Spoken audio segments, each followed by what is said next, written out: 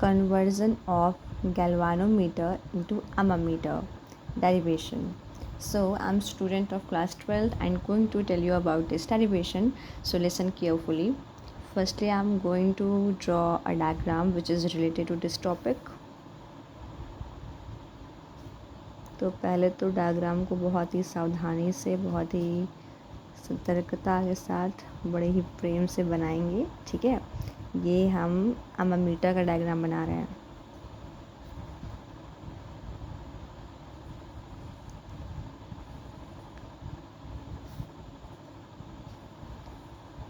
ये हमारा बन गया गैल्वानोमीटर। ये हमारा बन गया shunt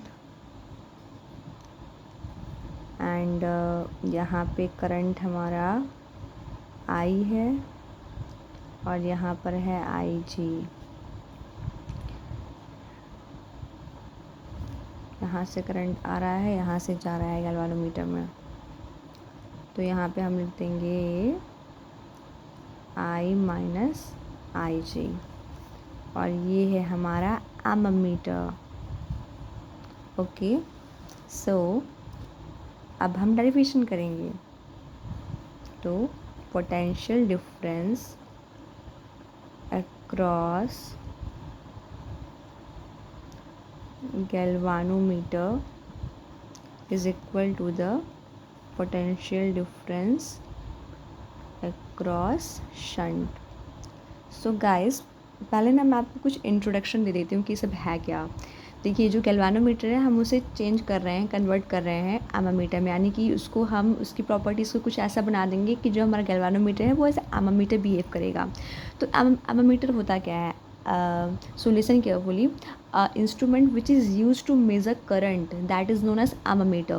Okay, and the instrument which is used to detect current is known as galvanometer. देखिए ध्यान से, जो अम्मीटर होता है वो हमें ये बताता है कि किसी भी कंडक्टर में करंट अगर है तो कितना है, क्या है क्वांटिटी उस करंट की, उस करंट को मेज़र करता है हमारा अम्मीटर। ओके, लेकिन जो गैल्वानोमीटर है वो हमें ये बताता है कि किसी भी कंडक्टर में करंट है भी या नहीं, करंट एग्जिस्ट कर भी रहा है उस कंडक्टर में या नहीं। तो ये केवल डिटेक्ट करता है करंट को कि है या नहीं, लेकिन अम्मीटर उसकी क्वांटिटी को बता देता है कि अगर करंट है तो कितना है, करंट को ये मेज़र करता है। ओके, तो यहाँ पर क्या है, अब हम यहाँ से हमारा डेरिवेशन स्टार्ट हो रहा है। तो पोटेंशियल डिफरेंस अक्रॉस गैल्वानोमीटर जो है वो इक्वल है पोटेंशियल डिफरेंस अक्रॉस शंट के। ये क्या है, हमारा शंट है। तो देखिए ये अब ये शंट क्या होता है, so listen carefully. A wire of minimum resistance, ये शंट लिखा है SHUNT। Okay, a wire of minimum resistance is known as shunt, यानी कि एक ऐसा वायर जिसका रेजिस्टेंस बहुत ही ज़्यादा कम हो, बहुत ही ज़्यादा मिनिमम हो, उसे हम शंट कहते हैं। अब रेजिस्टेंस क्या होता है, करंट को रोकने की जो क्षमता होती है ना, हम उसे रेजिस्टेंस बोलते हैं। ओके, यानी कि अगर मान लीजिए कि किसी भी कंडक्टर में करंट फ्लो कर रहा है तो उस करंट को ना कुछ रोकता है, फ्लो होने से रोकता है उस करंट को।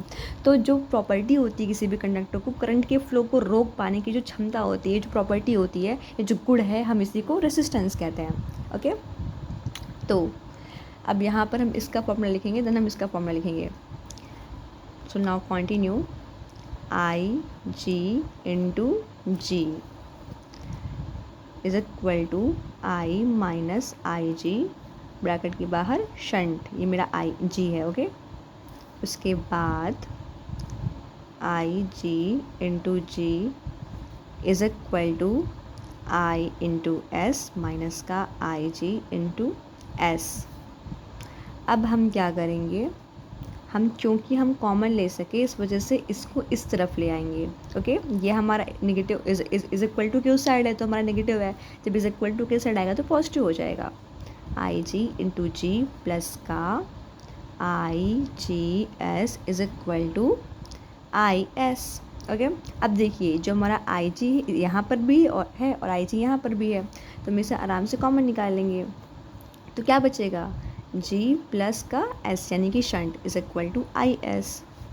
ओके, अब क्या करेंगे, देखिए अब क्या करेंगे, जो हमारा आई जी है वो हमारा ऐसे का ऐसे ही रहेगा, इसके अपॉन में हम ये जो आई है ना इसको उठा कर रख देंगे। अब इज़ इक्वल टू के इस साइड है तो इसके मल्टीप्लाई में है। अब अगर आई इज़ इक्वल टू के इस साइड आएगा तो इसके डिवाइड में हो जाएगा, राइट। इज़ इक्वल टू, अब यहाँ पर भाई क्या बचा, यहाँ पर तो एस बचा, तो इसको हम ऐसे लिख देंगे, ये हमारा शंट है। और इज़ इक्वल टू के इस साइड जो जी प्लस एस है प्रोडक्ट में इसके मल्टीप्लाई में है, जब इज़ इक्वल टू के इस साइड आएगा तो ऑब्वियसली बात है डिवाइड में हो जाएगा, right. So it's done our derivation. Okay, thank you so much.